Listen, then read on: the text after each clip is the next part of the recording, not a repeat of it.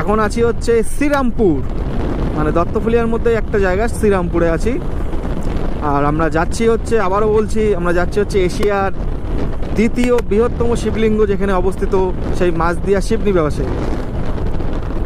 প্রচুর দিনের যাওয়ার ইচ্ছা ছিল, কিন্তু অনেক কারণে যেতে পারছিলাম না। আজকে হারার মহাদেব চেয়েছে বলে আমি যেতে পারছি, আর তোমাদেরকেও আমি দেখাতে পাচ্ছি। তো এটা হচ্ছে গাজনা রোড। গাজনা রোডে উঠে আমরা যাচ্ছি হচ্ছে ডান দিকে। মোটামুটি এটা সোজা যেতে হবে, সোজা গিয়ে মোটামুটি এখনও 30 মিনিট আমাদের টাইম লাগবে। এতক্ষণ গ্রামের ভেতর ছিলাম, তো এখন গ্রামের ভেতর থেকে হাই রোডে চলে এসেছি। আজকে আবার বিয়ের ডেট আছে।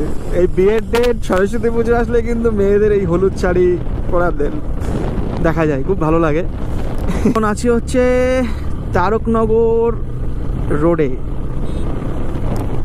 এখান থেকে এখনও 30 মিনিট লাগবে। মোটামুটি আমাকে গুগল ম্যাপ দেখাচ্ছে 5.2 কিলোমিটার, 5.2 কিলোমিটার গাজনা রোড। এটা তারকনগর গাজনা রোড।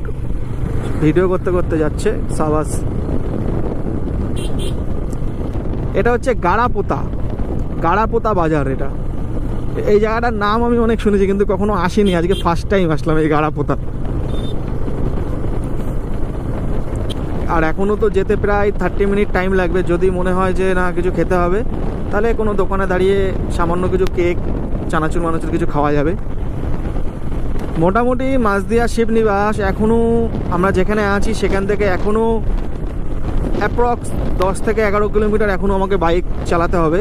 তারপরে আমরা মাঝদিয়া শিবনিবাসে গিয়ে পৌঁছাবো। এখন আছি তারকনগর গাজনা রোডে।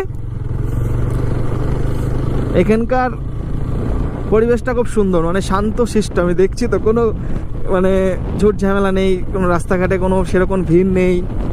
শুধু ওই অটোগুলো আছে যারা একটুখানি বাজে চালায়। আর হ্যাঁ, শোনো না, সবাইকে বলছি ভিডিওটা না একটু লং হবে, প্লিজ পুরো ভিডিওটা দেখো। তার কারণ আমি এই ভিডিওটার 2টো এপিসোড আনবো না, কারণ আমার বাড়ি থেকে মাঝদিয়া অল্প একটু সময় লাগে, 1.5 ঘন্টা মতন টাইম লাগে।